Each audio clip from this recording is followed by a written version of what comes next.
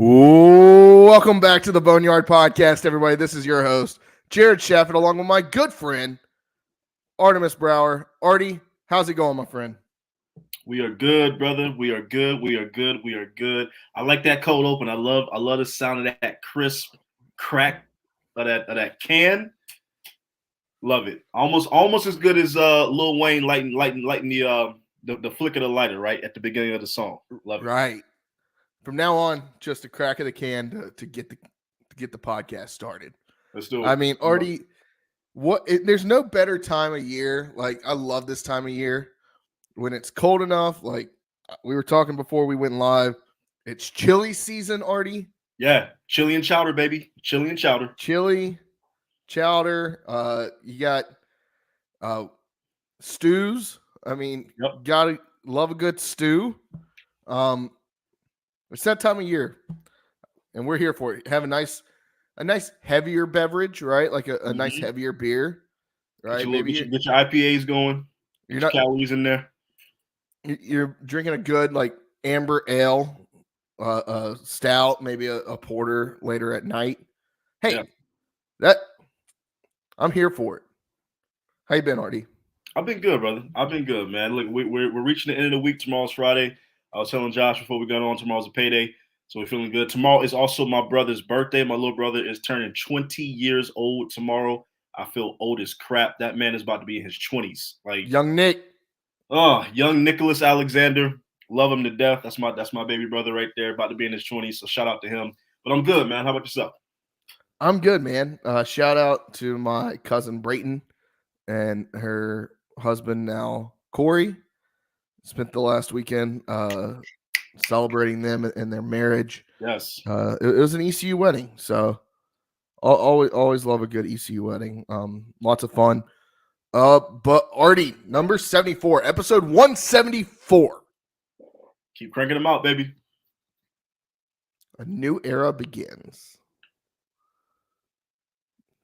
Got something in the oven, baby. Got a lot going on too. Lots been going on. Number 74, Artie. You got a number 74 for me? I was able to pull one together. I do got a 74 for you. He's actually not on the offensive line, on the defensive line this time. Old school guy. I'm gonna be honest with you. I never heard of this guy until 2 minutes ago. Merlin Olsen, out of the NFL, defensive tackle, played his entire 15-year Hall of Fame career for the Los Angeles Rams. Retired in 1976, and he's tied with Bruce Smith for the most number of Pro Bowl selections, which is 14. Now, at the time of this writing, this was like a few years ago, so there might be more people selected to the Pro Bowl. Maybe Tom Brady, I'm not too sure. But 14 Pro Bowl selections, was a member of one of the greatest defensive lines in NFL history, the Fearsome Four. 1962 NFL Defensive Rookie of the Year, six-time first team All-Pro, which if you don't know how difficult it is to make an All-Pro team, 6 times on the All-Pro list is absolutely absurd. He's a part of the NFL's 75th anniversary all-time team and all-decades team from the 60s and 70s. So shout out Merlin Olsen, my number 74, defensive tackle for the Los Angeles Rams. All right. My number 74, Artie. Atlanta Braves legend. If it ain't Hurricanes, it's Braves. It ain't Braves, it's Hurricanes. I'm kidding. He played one year for the Braves. 2020 World Series champ. He's had a 14-year career. Last year was spent with Boston, the year before with the Braves. And the previous 12 years of his career were all spent in Dodger blue. Closer, Artie. 420 saves. Blaze it. Like I said, 2-time relief pitcher of the year, 4-time All-Star, 2020 World Series champ. None other than Kenley Jansen. Okay. Jansen. Jesus, Jared. Wow. You're not that drunk yet, are you? No. Artie, it's all the drugs that I'm on for this cold that I've been trying to get over. Yeah, another flu game. Like Mucinex and the ibuprofen, and then on top of that, doing the what's the stuff you put in the water? Alka-Seltzer. Yeah, the Alka-Seltzer. It's crazy, man. When you get a little older, you can't just take ibuprofen anymore. You can't just pop 2 or 3 Advils call it a day. You gotta take 2 to 3 to 4 different things just to my feel knees okay. hurt, my back hurts. I mean, look, we're still young men. We're not old yet. We're still very young men. But as I get to get closer to 30 years of age, I realize that it's all downhill from here. Yeah, it's going down. It's not going reverse. It's just like it's going down. We ain't talking any Benjamin Button syndrome. We're talking whatever the opposite is, and that is just pure life, just getting old. All right, Artie, the Boneyard Podcast is proud to be members of the Variety Sports Podcast Network. Yes, go check them out. Lots of great content. I know the Seventh Inning Podcast was doing an emergency pod after Juan Soto got traded to the Yankees last night. Yeah, lots of great stuff. Check them out. If you're not subscribed yet, subscribe right now. We're live on Variety Sports Network. Go subscribe there too. Also follow them at Variety Sports. The Twitter I know is a little bit different. It's like _ Variety Sports or something like that. So go check them out. All right. And after you do that, if you haven't already, hit that notification bell. Subscribe right now to the Boneyard Podcast, wherever you get your podcasts, on YouTube. Hit the notification bell on X, Twitter, right? If you want to get notifications when we tweet. A lot of the times it's me talking shit, but hey, if you want to see that, by all means, go do what you need to do. Yeah, follow us at Boneyard Podcast. All right, Artie, what a week it's been. Yeah. I mean, we're going to talk about the new offensive coordinator. We've got to. Obviously. Like, what kind of ECU podcast would we be if we didn't? With that being said, we'll get to that. We're going to talk John David Baker here in a little bit, but right now I want to talk about championship weekend. Just ended, college football playoff. Okay, we know the 4 teams. There's a lot of conversation going on around those 4 teams. Artie, what's your first thought looking at the college football playoff? Well, first and foremost, my boys are the number 1 team in the country. So after they mentioned Michigan at number 1, I'm gonna be honest, I could honestly, in my heart of hearts, I really could have cared less who they put in. And after that, I only cared about Alabama. And I only cared about them being number 1. And that's exactly what the committee did. So I was like, all right, cool. Everything else after this is like whatever, it's chalk. All right, cool. But I will say, and obviously it's been the most controversy it's been since its inception. Washington being at 2, I think, was justified. They should have been at 2. Michigan, Washington, obviously they were locks.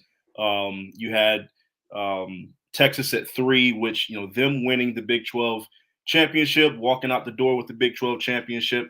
Only losses to Oklahoma this year, but they proved down the stretch. They had dominant wins down the stretch. I think they should have been in there. It really came down to Alabama, Florida State. Like that was the real discussion. How can you leave an undefeated Power 5 conference champion out of the playoff discussion and put Alabama in? And really the entire discussion has kind of been most deserving versus best team. And traditionally, the committee, and I will say the committee has been kind of Jekyll and Hyde, right? Because in years prior, like a Cincinnati got in, right? Like an undefeated Cincinnati got in. So they have rewarded resume and going out there and playing the games and doing what's asked of you. They've rewarded that in the past. This year, they went a little different. And I think they rewarded the better team more so than the most deserving team. Florida State absolutely deserved to be in. But if you're asking me who would I think is a better team, because my boys got to play this team, I would much rather see Florida State in the Rose Bowl than Alabama. Not even close.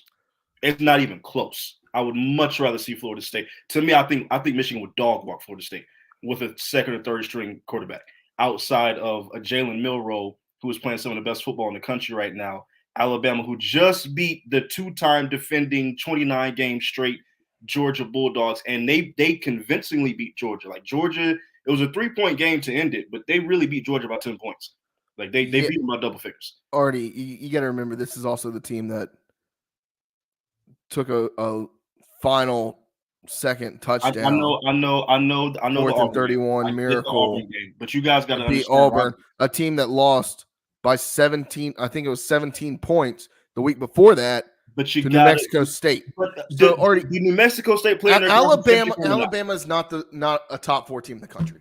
Alabama is not a top 4 team in the country. Georgia deserves that spot more than Alabama. So a 12-1 SEC champion that just beat Georgia in the SEC championship game is not a top 4 team in the country who's been playing. And mind you, who's played some suspect games. Jared, what is Alabama's only loss though?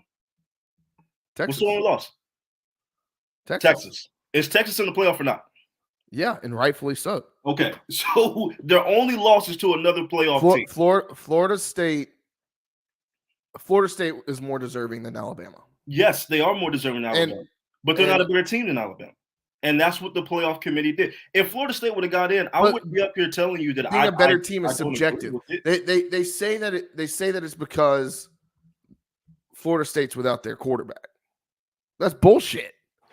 Florida State without Jordan Travis is not. It doesn't matter. They still won the games. They're not the same team. It doesn't matter. People say, oh, expanding the college football playoff diminishes what happens in the regular season. Having the college football playoff selected by a committee that doesn't know their head from a hole in the ground, led by none other than NC State athletic director Boo Corrigan. Well, look, who already comes to light. His brother, Tim Corrigan, is the VP of production at ESPN. Huh. Starting to make sense now, isn't it? Fuck State. Go ahead, Jay. Go ahead. Florida State at 13-0 deserved it more than Alabama. But here's the thing, though. Here's my other point. Why are we so gun-ho on this Florida State thing, but we're not talking about Georgia as much as Florida State? I agree. I think Georgia still deserved it. Florida State was the only team that got screwed here. Georgia got screwed too. Georgia went from number 1 to out of it because they lost to the number 8 team. That's bullshit. So they were just finding a way. They were finding a way to get Alabama into the college football playoff. But what I'm saying is, look, two teams are going to get screwed regardless. Even if you put Florida State in, right? You're going to leave out Georgia. You're going to leave out Alabama. So you're leaving out the SEC champion, who they got a resume that shows they are good enough to be in the playoff, and you're leaving out of Georgia, who has the resume to prove that they're good enough to be in the playoff. Two teams are going to get screwed regardless. How does Alabama jump up into the top 4? I don't know. Because they beat Georgia. They beat Georgia. Yeah, but if that's the case, then look at their strength of schedule too. They still had 3 to 4 top 25 wins against college football playoff teams. They did. And their only loss, now granted, yes, they lost to Texas by 10 at home, but Texas is in the playoff. That's their only loss.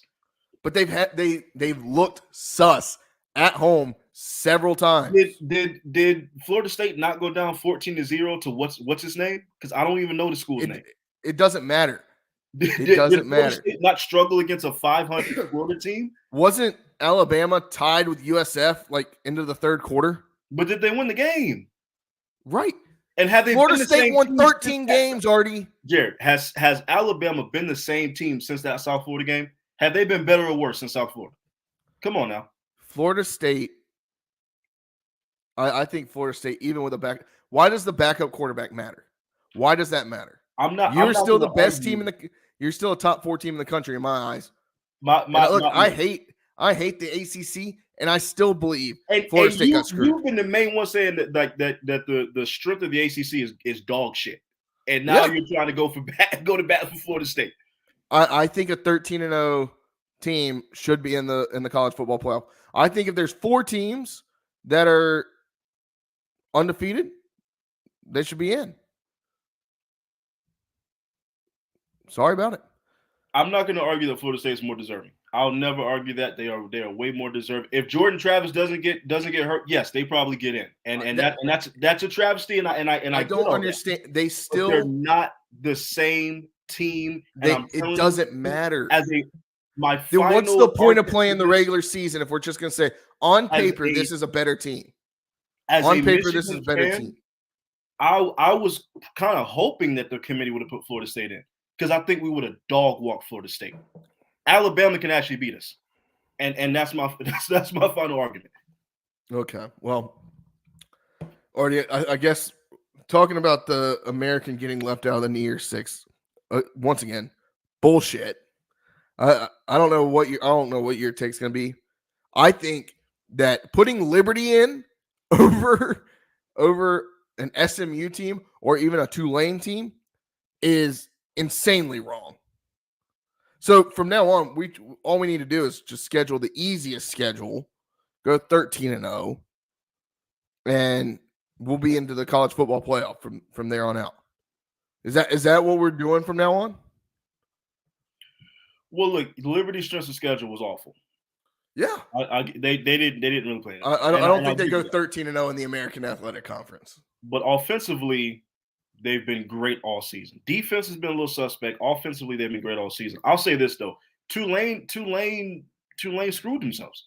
Yeah, because the same way I'm saying that a one-loss Alabama is better than an undefeated Florida State would have been the same way I would have argued a one-loss Tulane is better than an undefeated Liberty. They're just a better team. So had Tulane went out there and handled their business and beat SMU, they obviously should have been into the New Year's Six bowl game. They're a better football team than an undefeated Liberty, but they got 2 losses. SMU has 2 losses. Liberty is undefeated. You put Liberty in. Liberty hasn't played a damn soul all year, and they're going to get dog walked by Oregon by 50. Watch it. They're probably going to get embarrassed. But to be honest, that game's going to be over by the end of the. Jared, I think Oregon will beat Tulane by double digits. I think Oregon will beat SMU by double digits. I think they said the same thing about Southern Cal last year. I think Tulane's the only team that could actually keep it interesting with Oregon, but Oregon would dog walk SMU and they would dog walk Liberty. I mean, SMU had I believe a top 10, top 15 offense in the country this year, so we'll see. Oregon was right there. Yeah, Oregon was right there. Yeah, you're right. You're right, Artie. You're right. You know who else had a top 20 offense in the country last year, Artie? Ole Miss. Yes, they did. Ole Miss did. You know, I mean, Ole Miss was the only other team to beat Tulane this year. And, I mean, I've said it. I thought that game was closer than the score showed. It was? Overall, like, I mean, Ole Miss just put it on them in the fourth quarter. They put their foot on their throats after they got a lead.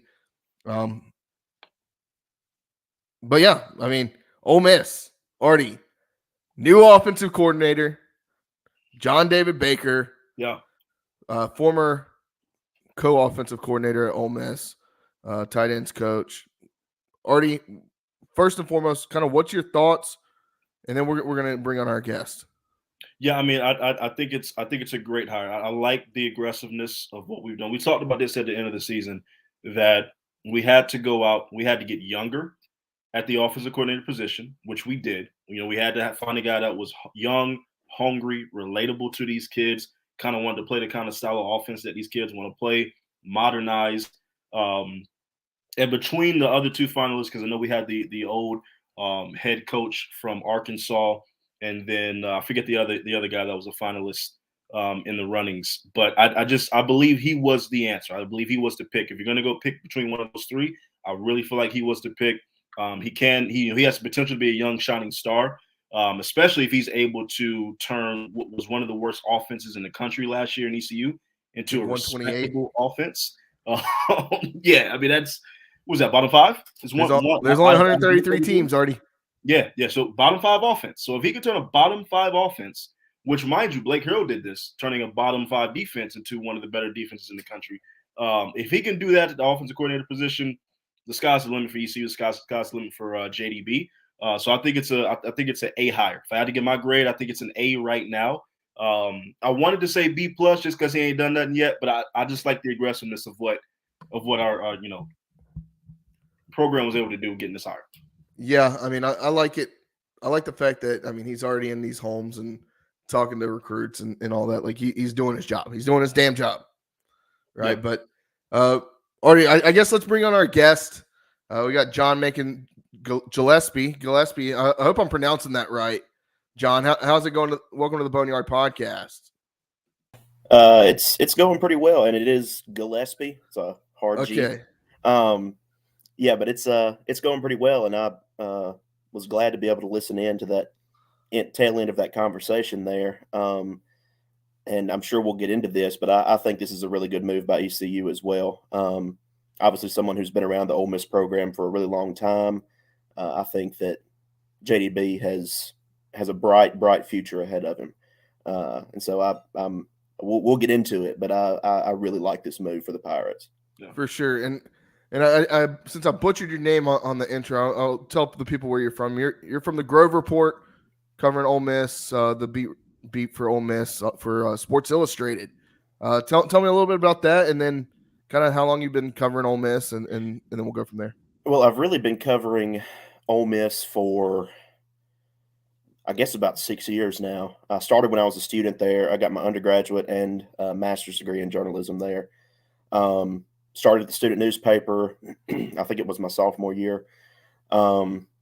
Graduated, did some work with Red Cup Rebellion over at SB Nation for a year or two, and then was blessed enough to be able to get this gig at Sports Illustrated. Being the publisher of the website over here is awesome. I grew up in Mississippi, just about an hour from Oxford. Both of my parents went to Ole Miss, and it's a program I'm very familiar with. So it was really kind of a seamless transition. And now I've been with the Grove Report for about 3 or 4 years, I guess. And it's my dream job. I mean, it's awesome. Getting paid to do what you love is not really a job, but I mean, that's the only word I can really have for it. So love it. Yeah, I mean, we don't get paid to do the Boneyard Podcast, but it would be nice too. But yeah, I mean, covering the school you love is great, and I know, like, I just love the tradition and the everything that goes on with Ole Miss. I mean, you got the Grove, you got that rivalry with Mississippi State. Like, you've got such good rivalries. It seems like there's so much going on. You're honestly one of the top SEC programs, typically year in and year out. Just overall, like, talk about like coaching in that environment, and no matter whether you're an assistant coach, offensive coordinator, head coach, what's that like? Well, I think under the current environment, it's a little bit ironic that you asked that, because today's actually the 4-year anniversary of Lane Kiffin being hired at Ole Miss. So I think in the current environment, the program is run very Saban-esque. Lane, I think, mirrors a lot of what he learned under Nick Saban. Like you and I talked a little bit before today, and we don't have access to assistant coaches except once a year, and it's just the 2 coordinators, and that's during fall camp. So outside of that, it's Lane is the only coach we speak to, and players. So that's a Saban thing. That's something that he picked up from Nick, kind of having one voice for the program type of deal. But overall, I mean, I think it's a place right now under Kiffin, especially offensively, where you have a lot of good talent that's come through. I mean, Jeff Lebby just got the head coaching job at Mississippi State. JDB now being in at East Carolina. And Charlie Weiss Jr., who's been with Kiffin before, he's a young guy. He's kind of an up-and-comer a little bit too. So Kiffin, I mean, he's a young guy himself, but he's establishing his own coaching tree a little bit with the offensive side of the football. And I think as the years go on, you're going to see more and more of these former assistants from under Kiffin get these coordinator jobs, get these head coaching jobs, stuff like that. I mean, it seems to really be some positive growth coming from that right now. Yeah. Jared and I kind of leading into that. Jared and I, are 2 guys who really like Lane Kiffin. We like the way he runs his program. really good football coach. But what is his effect overall like to the university, to, just not just the football, but just, the university as a whole? Because, I mean, he's the first coach, in Ole Miss history to have multiple 10-win seasons in a regular season. And there's a lot of history at Ole Miss, but he's kind of been the most successful, and it's only been just an early start. So what has his impact been like? Well, it is. I don't think you can quantify it really. So yes, the only 10-win regular seasons in program history have come under Kiffin. Now, Ole Miss had some undefeated seasons in the '60s under Johnny Vaught, but they didn't play 10 regular season games back in the Stone Age or whatever that was. So, modern wise, modern era, this is the most successful run Ole Miss has had in the last 20, 30 years. And I actually wrote this today over at thegrovereport.com that the effect that Kiffin has had, not just on the football program, but on the university, has been insane, because I'm of the opinion that in today's sports culture in the country, football is the face, kind of the front door to your university. It's what people see when they think about your university. Now, I mean, obviously, you have basketball and, with schools like this, baseball as well, that are big. But football is the driving force. And Lane making football successful, making it trendy, his social media presence, which is actually very different than his in-person presence. But his social media presence and everything like that, it has opened up the door to Ole Miss being a fun brand, not just a national brand, but a fun brand along with that. Yeah, I mean, I think Oxford is, and the university is on fire in a good way. Mm-hmm. And a lot of it has to do with him walking in the door 4 years ago. Yeah, for sure. Yeah. And before I can talk Lane Kiffin. My wife, my wife doesn't care about sports.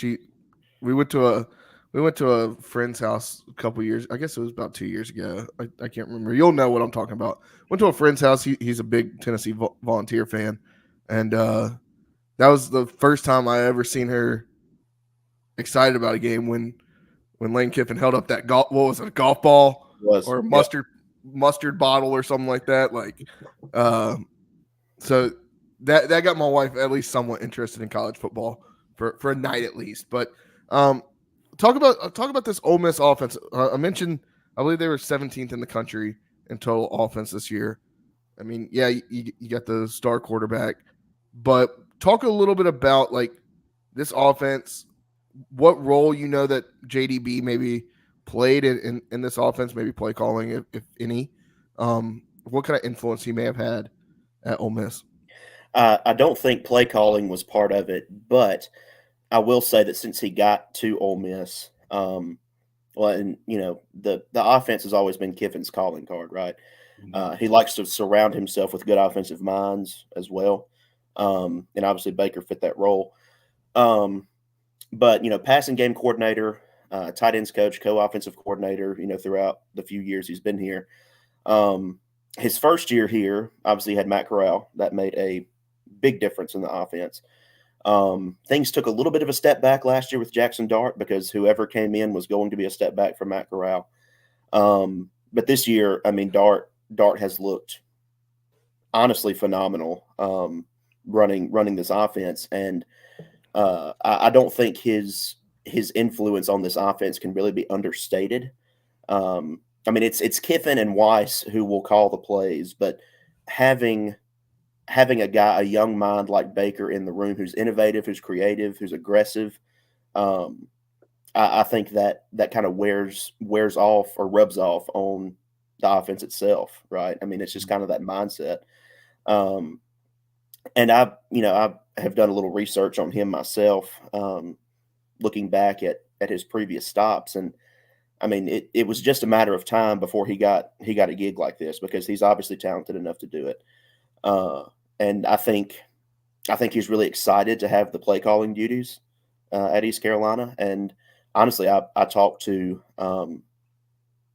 since I've never talked to Baker myself, I talked to someone who has knowledge of what he brings to the table in preparation for this. I said, hey, JDB has gone to East Carolina. What do you think that move is going to be like? Do you think he'll be successful there? Basically, is what I was asking. And the guy said, yes, absolutely. He said, I think that the offense that he runs at East Carolina will be similar in style, in approach, aggressiveness to what has been run at Ole Miss. And obviously, if the playmakers can be there for that kind of offense, it's going to be dangerous. Yeah.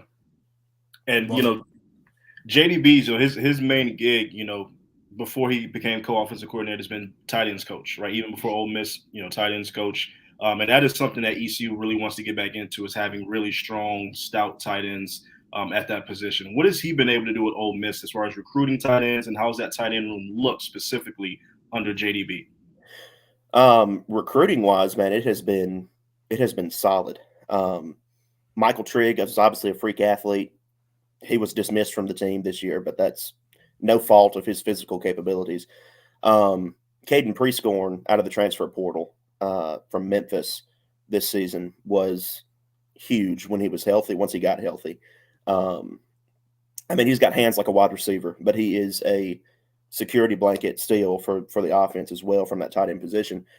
The tight end is a strong part of this offense, even though it's not like under center, typical traditional tight end type roles. But finding tight ends that fit this kind of system, it's been off the charts. Just from the top of my head, in recent memory, Kenny Yeboah, Trigg, and Prescorn. Those three guys have been really solid gets in Oxford, and it's I think a large part of that credit comes from him. For sure, yeah. He's gonna take over as the quarterbacks coach and offensive coordinator here at East Carolina.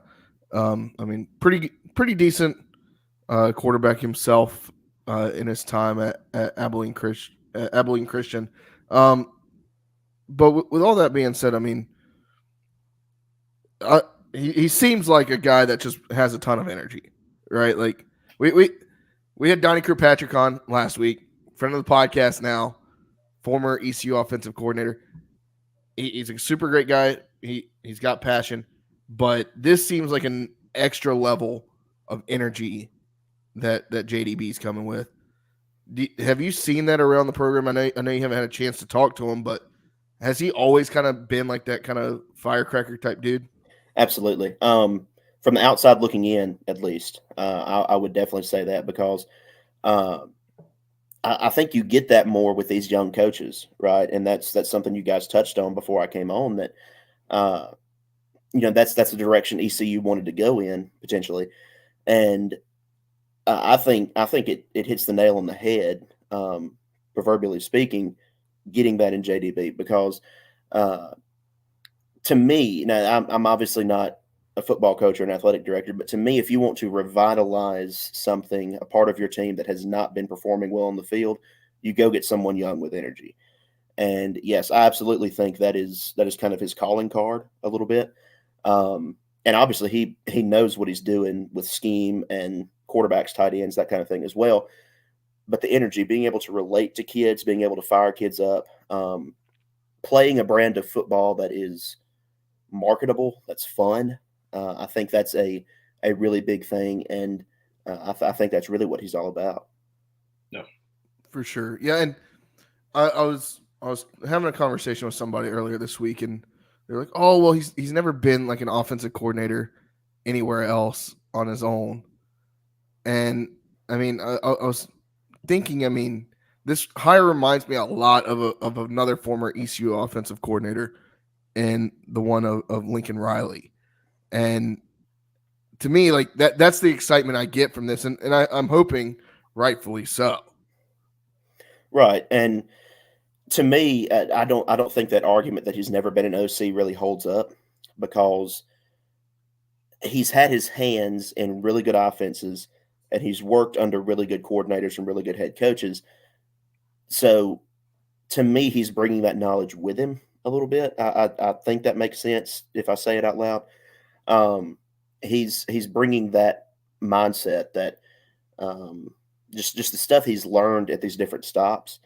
along with his own personality and everything. I don't think it matters that he hasn't been an OC because he's been around offense his whole life, right? So you have to start somewhere. And when the opportunity calls and it's a good fit at a particular school, absolutely. And I think that this is definitely that for him. When he was hired and that this news broke that he was going to ECU, I thought, okay, yeah, I mean that makes sense. I mean it's definitely time for him to get a role like that because he's too talented to not have that. Yeah, for sure. Or do you got any more questions? Well, I actually kind of have a fun question for you because I know, since we have somebody that is related to Ole Miss, went to Ole Miss. I mean, right now the state of Ole Miss athletics, right? I mean, you got a team that's going to the Peach Bowl, playing Penn State, and get to 11 wins. You got a basketball team that still is still undefeated, correct, and number one in the SEC right now. I mean, how exciting is it to be just covering Ole Miss, being around that program, both basketball and football? I mean, Ole Miss is killing it right now. Not to mention, I mean, baseball's always been pretty good there too. Right. That's right. Man, it's a special time. It's really good for business. I'll definitely say that because, 22. Well, okay, the 21 season, football season, win 10 games, go to the Sugar Bowl. The 22, the spring of 22, win the baseball national championship, which is a huge deal to fans in Mississippi. Big college baseball place. Yep. Obviously, the momentum that Kiffin has continued to build, and now the basketball momentum that's going on. I think Chris Beard is building something that fans aren't used to or they haven't seen in a while. And so it's going to take a little bit to kind of get that momentum going. But I mean, 8-0 right now, it's hard to complain about that. Right. Yeah, I mean, it's a really interesting intersection of good times from the different sports at the same time because I don't think that Ole Miss has really had that, and not since I've been alive anyway.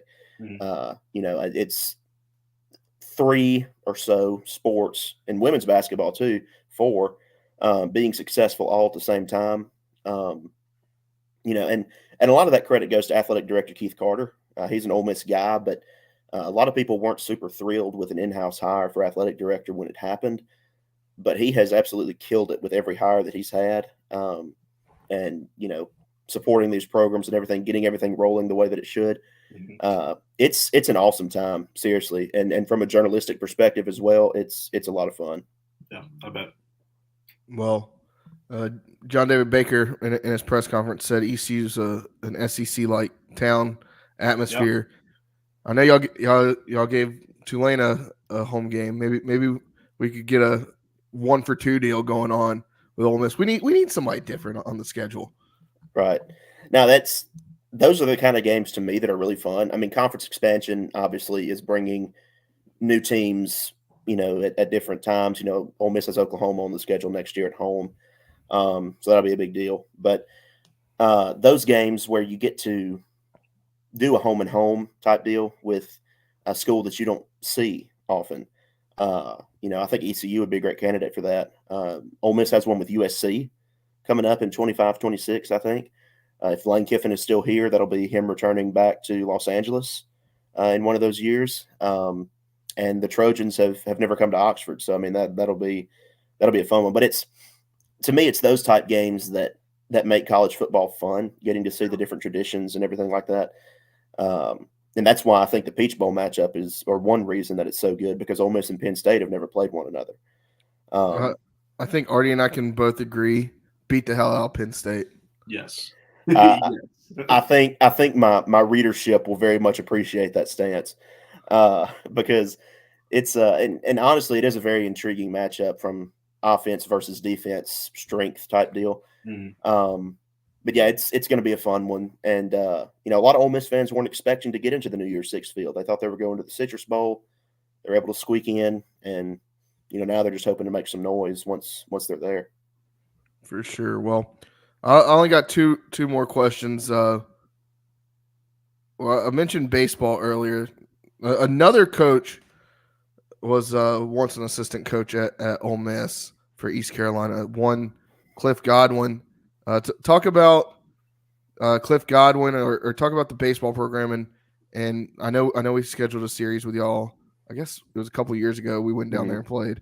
Talk about baseball. I mean, everybody here in Greenville loves ECU baseball, but talk about Ole Miss baseball, and I mean that's the next season we got to look forward to. Right. I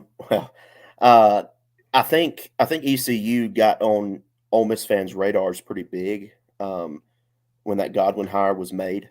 People, from all accounts, people really liked him, and they're kind of rooting for him in this role. And from the outside looking in, it looks like he's done a pretty good job. Yeah, I mean, baseball in Oxford is a big deal. It's Swayze Field packed out to 12, 13,000 people. You know, it's the big social event of the spring, I guess, is baseball games. And, you know, it's a lot of places around the country. It's not necessarily like that. You know, there are hot spots for college baseball, depending on climate and that kind of stuff. But the SEC and Ole Miss, Mississippi State, those places are all in with it.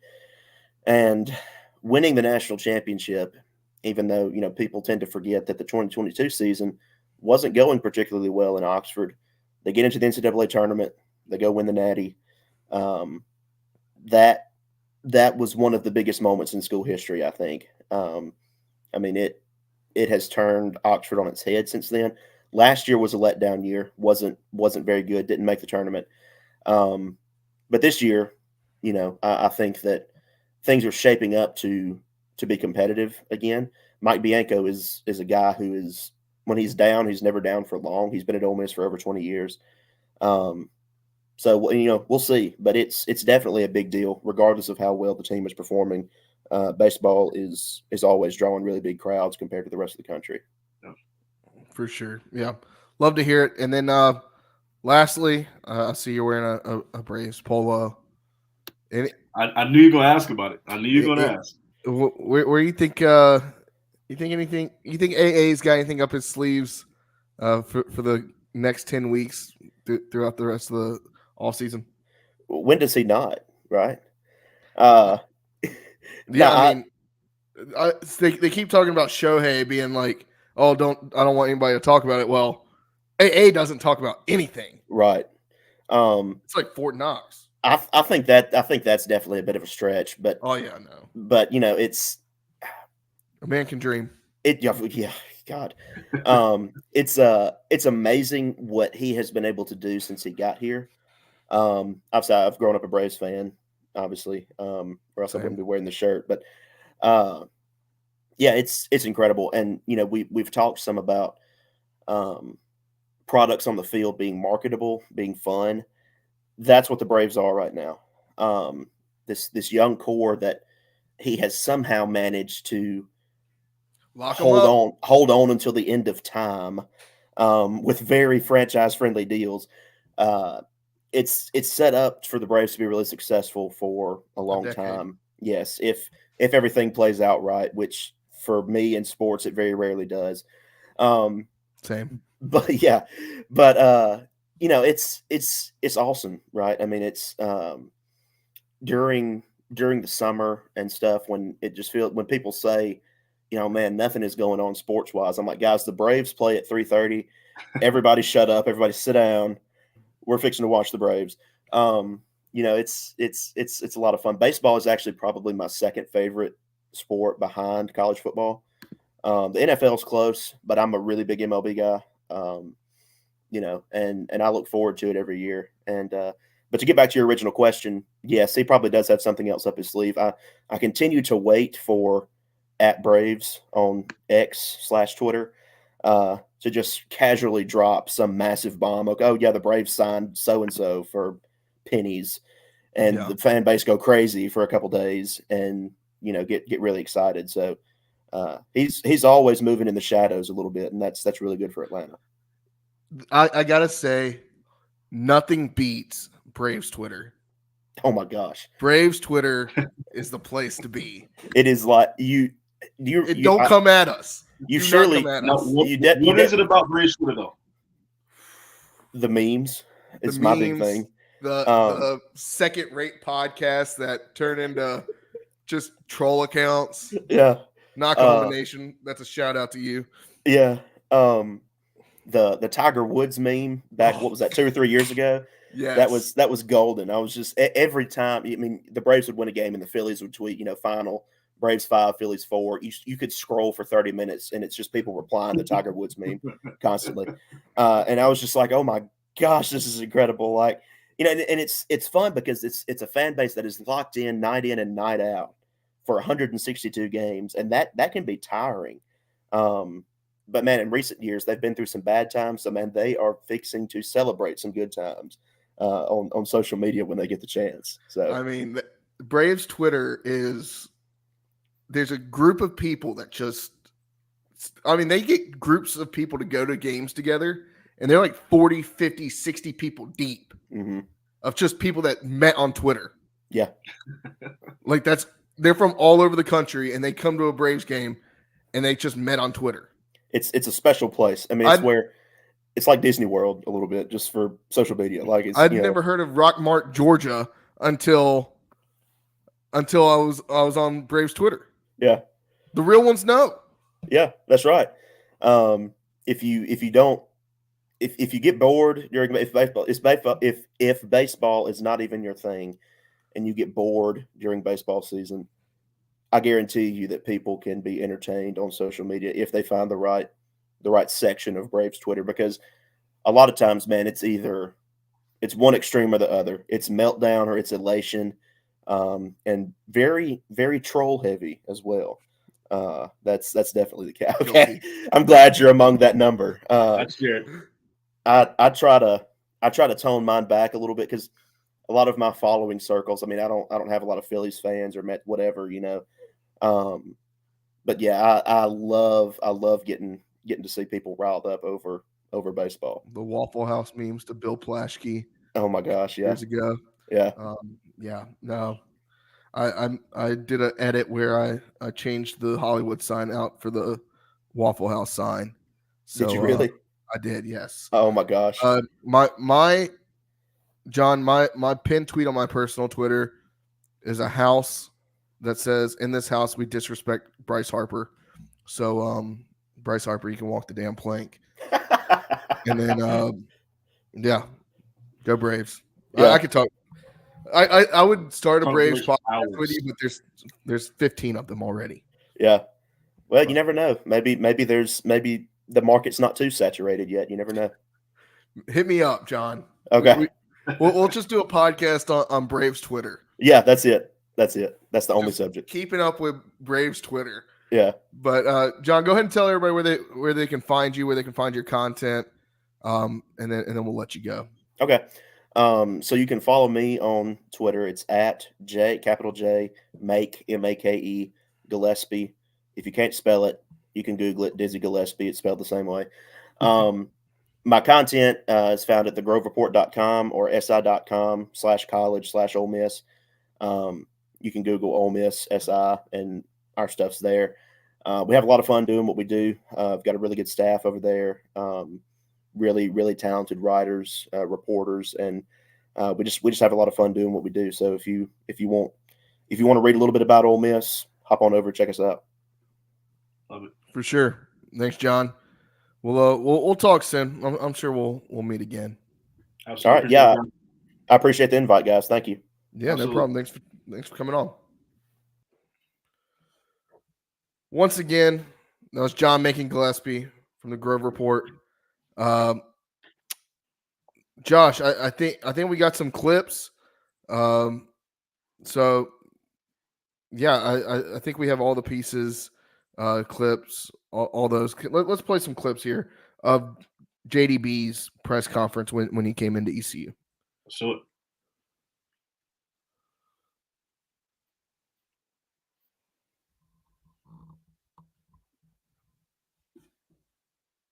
we got it. 1 second. Artie, real quick before we play it, I mean, here we go.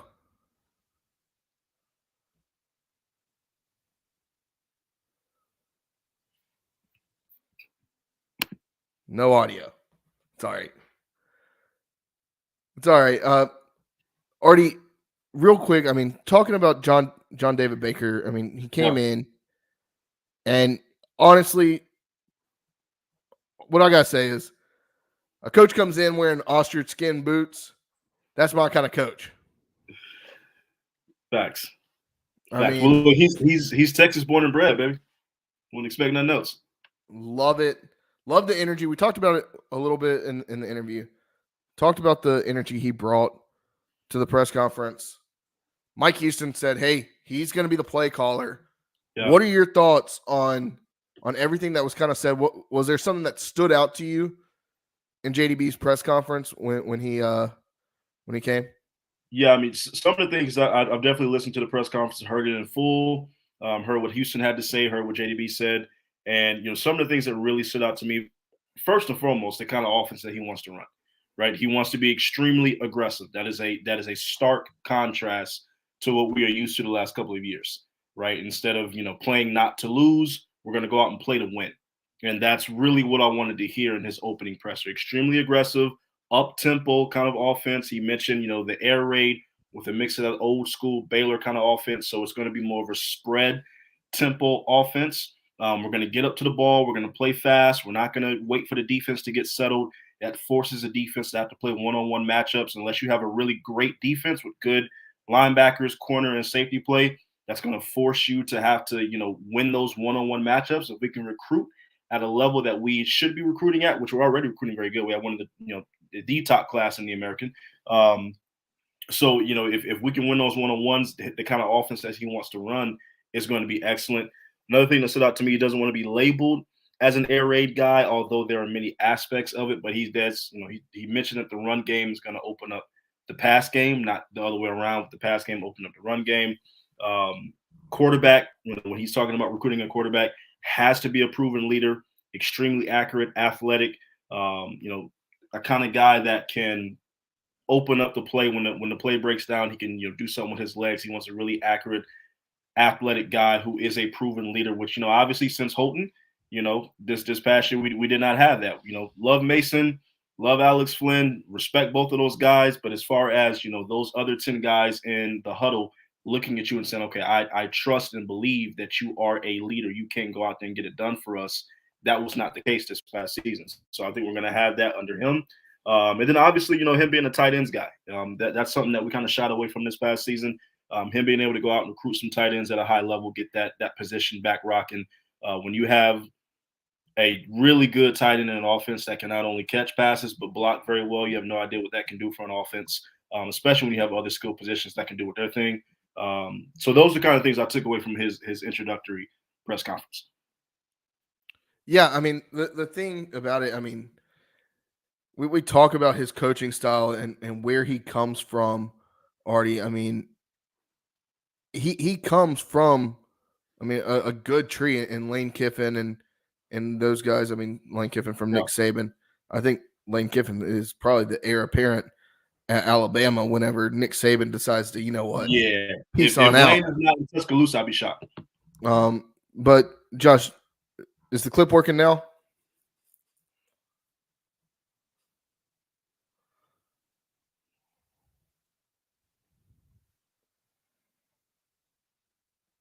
Look like in the fall? It's going to be one that you feel like is always on the attack. We're going to be extremely aggressive. We're going to take our shots, and we're going to play. We're going to play at a pretty good tempo. Love that. Love that. I mean, that's exactly what ECU needs. A couple of things. So. I knew a lot of people just from my ties to kind of that whole Mike Leach tree, as far as guys that have worked here before, Clay McGuire, Brandon Jones, those guys that were here with Lincoln and them. And those were guys that I called during the process of like, hey, what do you think of this place? What do you think of Greenville?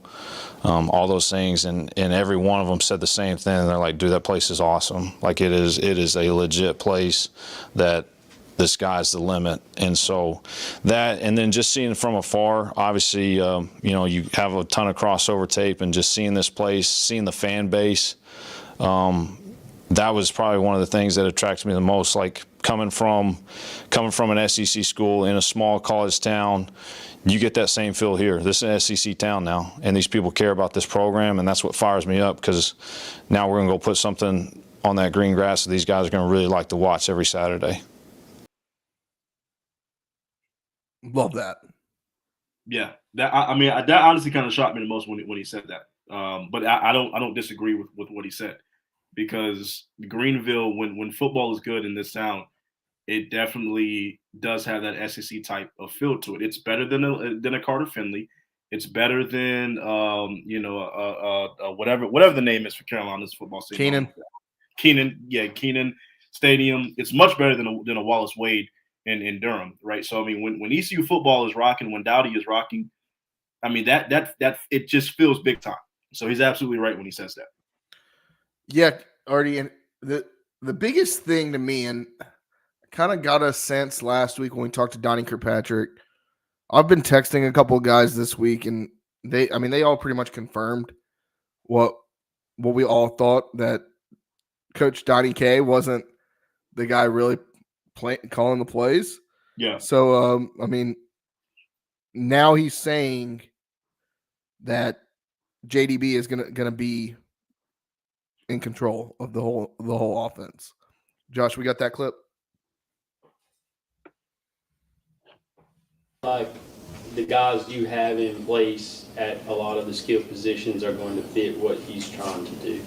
I think there will be the vast majority will fit within his scheme, and I think there are some pieces that we need to make sure we acquire to make sure that he has everything he needs. He and I will work together to ensure that he has an offensive staff that is prepared to implement his style of play to the fullest extent. So we're both in discussions on that. And already, I mean, they've already started doing that, right? They've already started getting the offensive staff together, right? You've got the guy coming in from what is it, Purdue? Matt Maddox. Matt Maddox, yeah, new offensive line coach. Yep. So, new offensive line coach. He's been at Texas. He's been at Purdue. He's been at UTSA. He's been at South Florida. He's been at Tulsa. I mean, he's been at these schools that, one, you're now competing with each and every day in the American Athletic Conference. He's been there. But he's also been at Power 5 schools that, I mean, Purdue's not crazy about Purdue, but he's been at Texas. Right, we talked about earlier. Texas is playing in the college football playoff. We know what Texas is, horns down. All right, like with that being said, Artie, he knows what it takes to recruit some big nasties, and we know that a bunch of them are there in Texas. He's been recruiting Texas for forever. Now maybe he can find some more size, some more weight in some of those cornbread fed areas like Texas, like Oklahoma, and in that SEC region. Yeah, and just to talk about Coach Houston for a moment, because it takes a lot of growth and maturity when you are the head guy, when it's your program, you're leading it, to be able to say, no, this is going to be his offense. I'm going to take a step back. I'm going to let him take the reins. He's going to get the guys that he wants, and we're going to let him run the show from an offensive standpoint. That takes a lot of growth. That takes a lot of maturity. So shout out to Coach Houston for coming out and saying that to the media, to the public, saying, hey, out in the open, this is going to be his offense the way he wants to run it. We have full faith he's going to run it the right way. And like you said, him being a Texas guy, him having those ties there, born and bred, played college football at Abilene Christian, played a little indoor football, arena football as well, has some successes there. But just his ties to that Texas area, being able to get back to that area, bringing in a Matt Maddox, who, like you said, has those ties to the Texas. I'm really excited about who that, because, obviously quarterback first and foremost. Without a quarterback, you have nothing. You have to get the quarterback right. But then that O-line is also almost just as important, not more important, to get that established as well. So that's the two things we were talking about as far as O-line, quarterback play, getting those two things right. It looks like within the last few days, the last week, We have made moves to show and prove to Pirate Nation we are going to go out. We're going to go get a quarterback. We're going to go rebuild this offensive line. We're going to go be competitive. We're going to reach out to markets that we haven't been able to reach out to, previously before, or at least in a little while. So it's looking promising from that aspect. Yeah, and the thing that I think is interesting, so, I mean, JDB has been a passing game coordinator quite a bit in his time in college football, right? He's been controlling the passing game. Matt Maddox, the offensive line coach he's bringing in, has been a run game coordinator everywhere he's been, right? And he's been a pretty decent one at that. So when you're combining those two minds, it'll be very interesting to see. I mean, you still need to probably find a running backs coach. I don't know what ECU's going to do there, but you got the first one down. You can find a running backs coach. We've gone through a couple of them in the last couple of years. Right, losing Chris Foster now, Raquan Boyett. Like there's guys out there you can bring somebody in, and with the talent in this running back room, it's not going to take much to coach them up, right? Especially if they have an offensive line to run behind. Fix the offensive line. You can bring in a quarterback. There's some interesting quarterbacks, and I know it's that time of year. People follow you. Some interesting quarterbacks have been following us here lately. So, and look, man, there's a lot of quarterbacks in the portal, bro. I mean, the portal is hot. The portal is hot right now. There's some interesting ones that we see them, and I'm like, damn, why are you following us? Like, follow Igo, not us. But no, don't say that. No, follow us. You know what I mean, Artie. You know what I mean. How the hell are they finding us? We ain't no scrubs over here. Stop that. But that's true.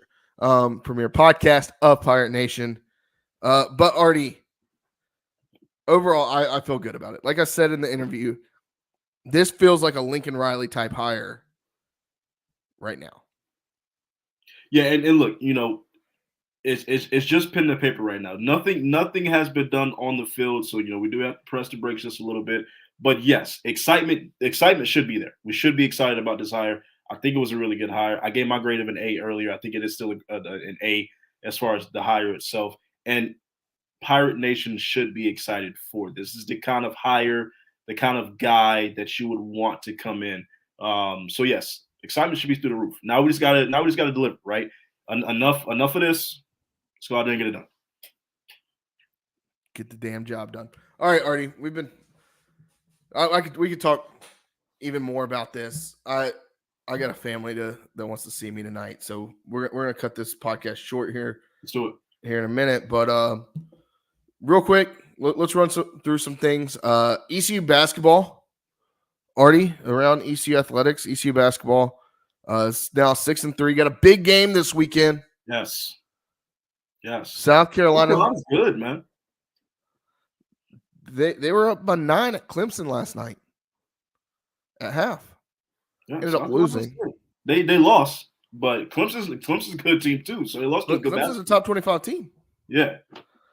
ECU beat UNCW, who then went on the road and beat Kansas in Allen Fieldhouse over the weekend.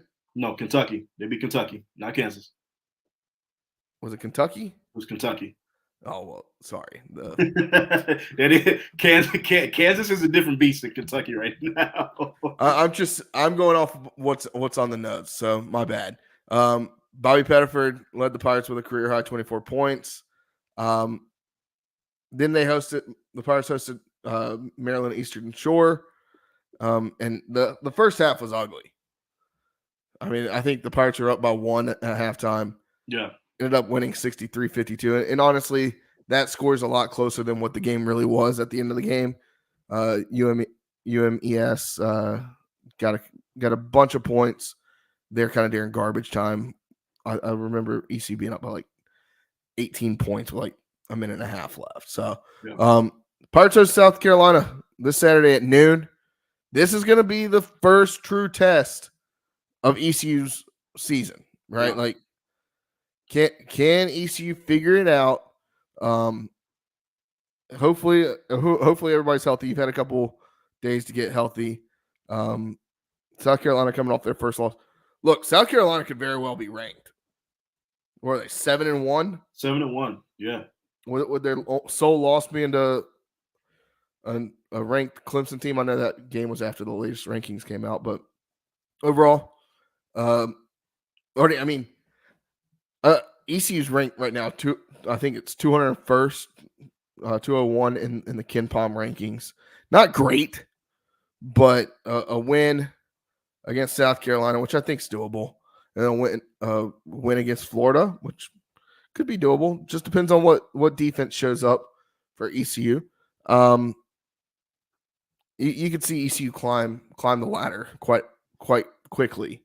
And then you got a game against a top 15 team to start the new year. I was gonna say if we can go into that Florida Atlantic matchup sitting at 9-4, right? Like if we can go 3-1 over the next 4 games, because I think we're gonna split that South Carolina Florida matchup. We very well could lose both of those games, but if we can split one of those games and then obviously win the 2 games on the back end, and finish 9, like we go into Florida Atlantic at 9-4, you're feeling good about yourself, especially with a win either over South Carolina or Florida.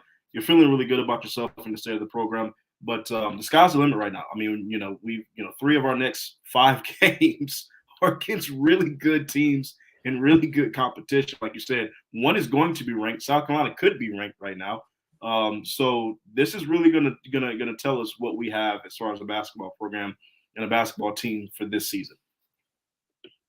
Yeah, for sure. I mean, looking over the next 5 games, you got South Carolina at home. Then you play a neutral site game against Florida, home against Delaware State, home against Eastern Tennessee, and then you go on the road, play Florida Atlantic, who, I mean, Florida Atlantic's damn good.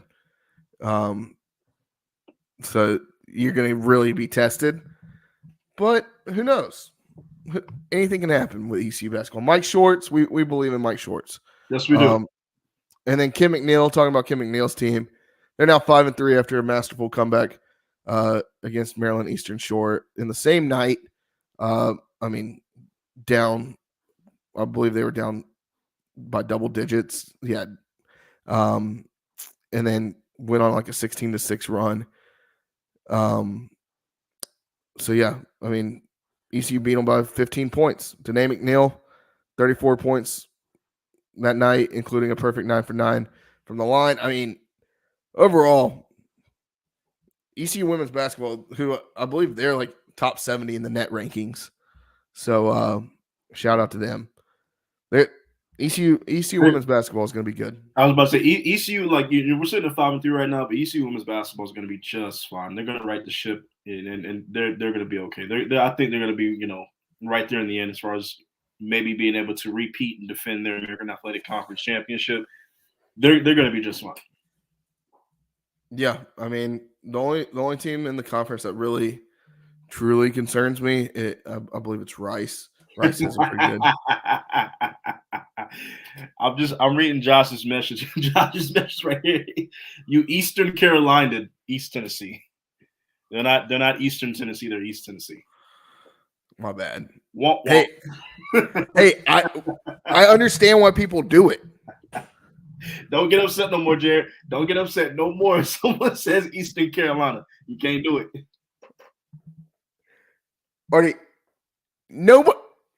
whatever. What conference is East Tennessee State University in? They're in what? They're in the same one as UNCG, right? I mean, some people. That's CAA. SoCon. Look, UNCG is good though, man. UNCG gets slept on every year. That's a good basketball program. I mean, they are. They're good. Yeah, they're good. They're good. Hey, I didn't mean to upset any East Tennessee. Yo, hit his inboxes. Hit his inboxes tonight. Everybody from East Tennessee, hit his shit tonight. Hit it. Whatever. All right, Artie. That's all I got. Let's do a walk. Do you have walk the plank? I actually do not have a lot to play this week. I'm not mad at nobody right now. Not too much is going on in sports. I'm not really upset at anything, so I don't have a lot to play this week. I'm trying to find something to be mad about, but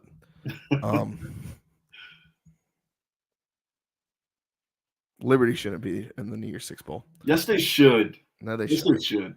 No, they shouldn't. I mean, come on, man. 133rd already. You got 2 in lost strength of SMU schedule. and 2 lost Tulane. Yes. they What's their should be in strength the of New Year's Six schedule? Bowl. What's their strength of schedule? Well, how many games did they lose?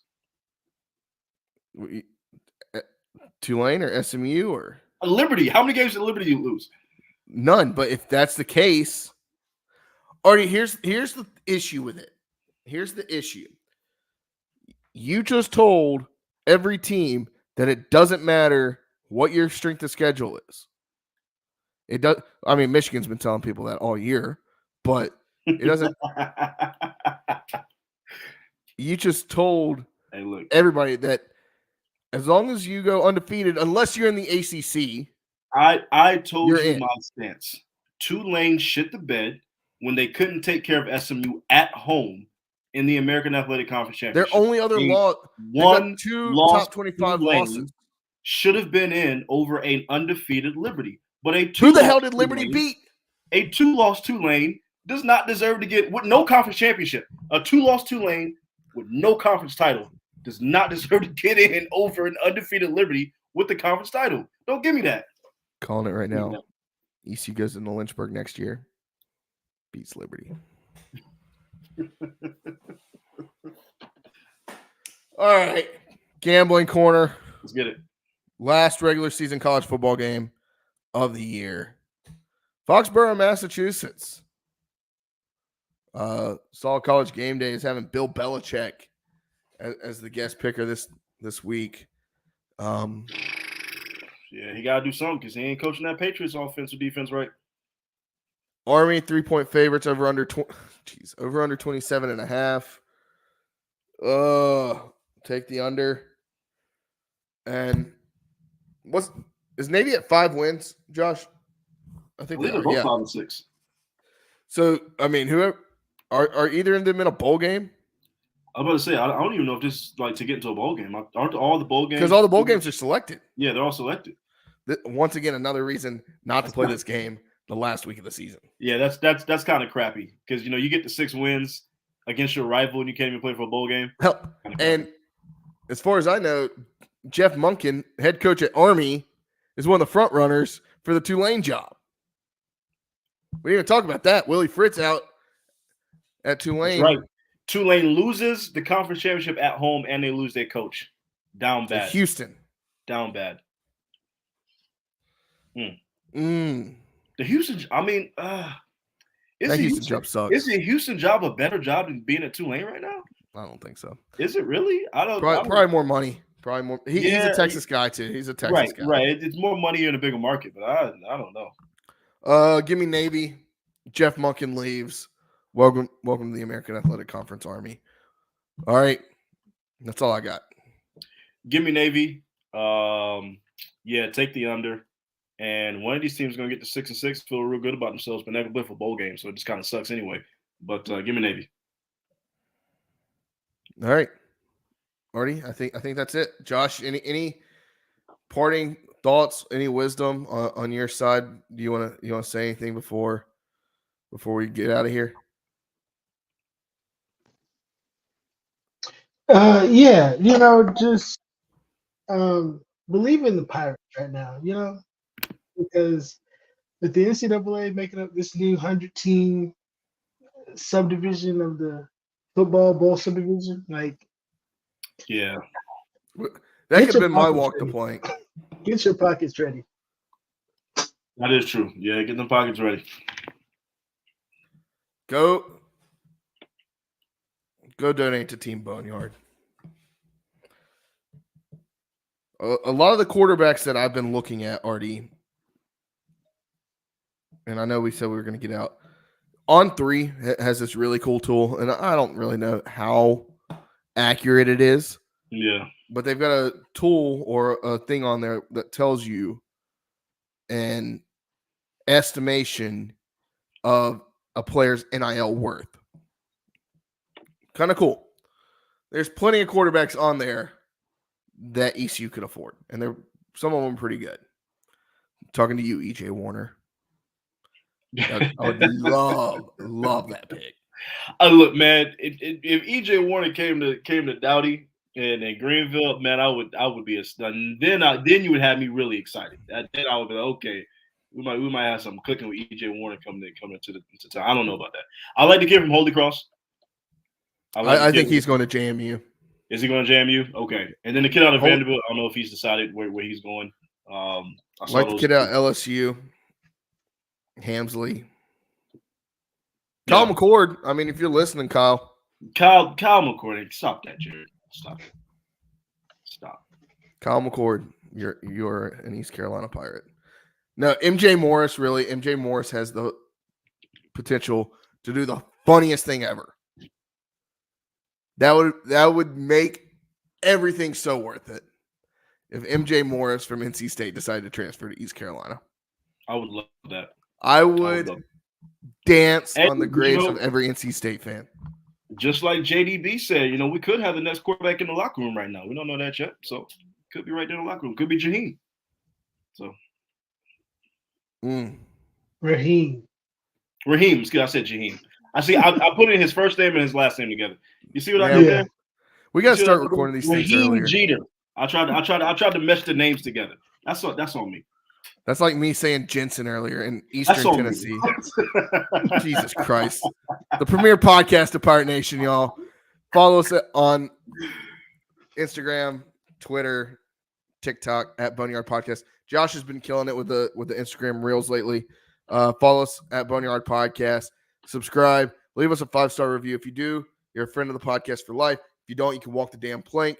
Follow Variety Sports Network. All right. Let's get out of here. Beat those cocks. Another episode of Books, man. We appreciate y'all listening and tuning in. Josh, thank you as always on the ones and twos. Wash your hands, wash your butts. Deuce.